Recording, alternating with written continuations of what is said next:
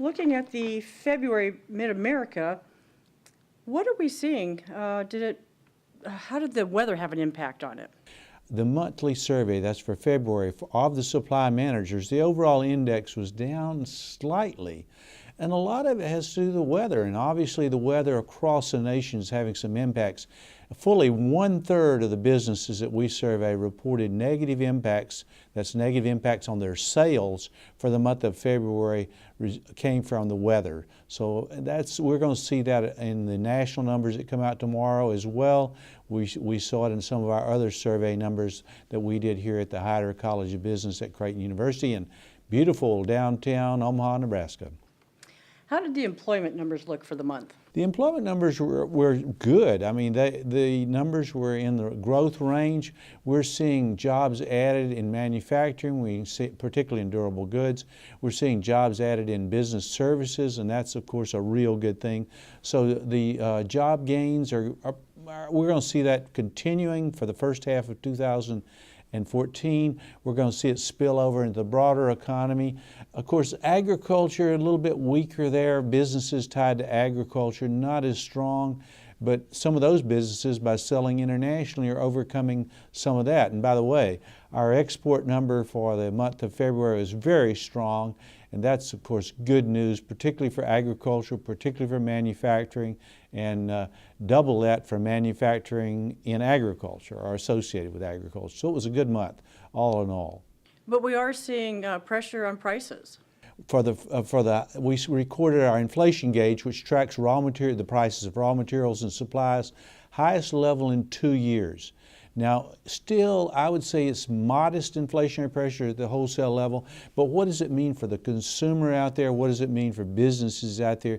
What it's going to mean is the Federal Reserve is going to continue to taper. That means they're going to continue to remove some of the stimulus, about $10 billion per month, and that shows up in higher long-term interest rates. Short-term interest rates are going to remain low. Long-term interest rates, now we may see some fits and starts with that, up and down, but the trend is going to be upward in long-term interest rates, and that's pretty clear according to our survey and the national surveys as well. Looking at inventories, though, we are seeing a certain amount of confidence, aren't we? We are, Cindy. The inventory number was up.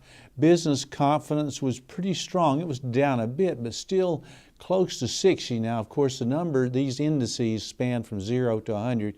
Anything above 50 is growth positive, and this 59.7 it was, almost 60. That's a good number, and that's bodes well for the economy going forward. Of course, because of that increasing confidence, and a lot of it comes from not seeing as many squabbles coming out of Washington, and of course we had a farm bill which was passed, and that bolstered or at least held up confidence well for the month.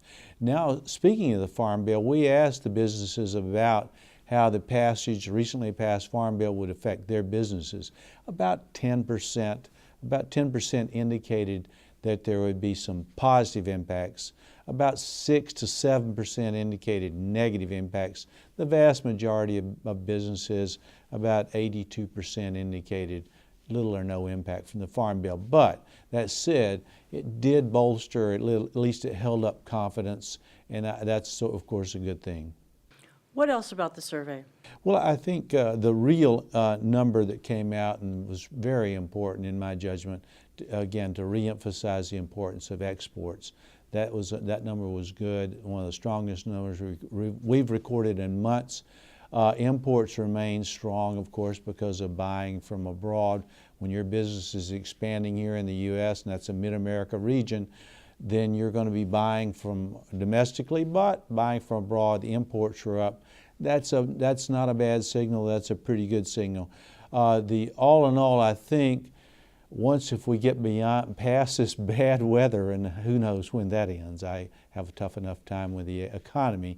Don't want to delve in the weather, but the weather is having some fairly significant impacts. We get some good weather, get some still competitive interest rates. This economy is going to continue to move forward, and it's going to move forward at a pace that's not what we want to see, but better than what could be what we saw several years ago. It's just continue to move along at a slow pace, probably in the neighborhood of 2 to 3%. We'd like, and that's nationally and the region. We need to see it double that, but we're not going to see that right now. But it's still positive.